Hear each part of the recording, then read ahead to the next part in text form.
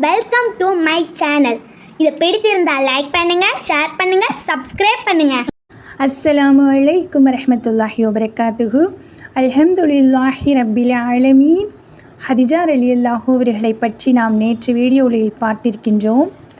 இன்று ஹதிஜா ரலியல்லாஹு அவர்கள் மரண படுக்கையில் இருக்கும்போது அவர்களின் ஆடைகளில் பல கிழிந்த துணிகளில் பல ஒட்டுக்கள் போடப்பட்டிருந்தது.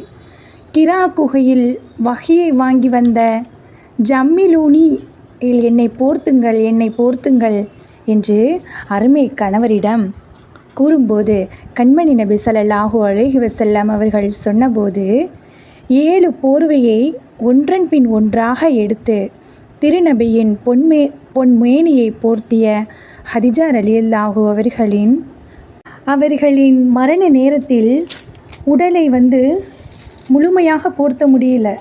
ஏன்னா அவங்க வீட்டில் ஒரு முழுமையான போர்வை கூட இல்லாமல் இருந்தாங்க.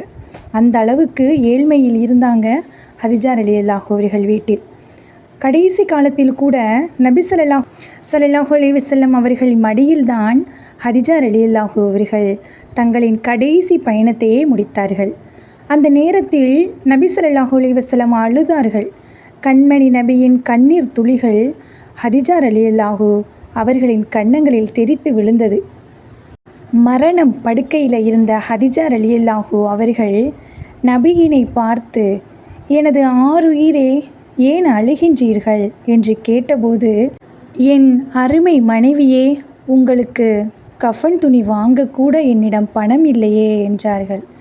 நபி ஸல்லல்லாஹு அலைஹி வஸல்லம் அவர்களின் 25 வயது முதல் 50 வயது வரை ஒரே வாழ்க்கை துணைவியாக வாழ்ந்த நம் ஹதிஜா ரலியல்லாஹு அப்போது கூட நபி ஸல்லல்லாஹு அலைஹி வஸல்லம் அவர்களுக்கு ஆறுதல் சொன்னார்கள். அந்த வறுமை நிலையில் கூட ஹதிஜா ரலியல்லாஹு நபி ஸல்லல்லாஹு அலைஹி வஸல்லம் அவர்களுக்கு ஆறுதல் கூறி விடை பெற்றார்கள்.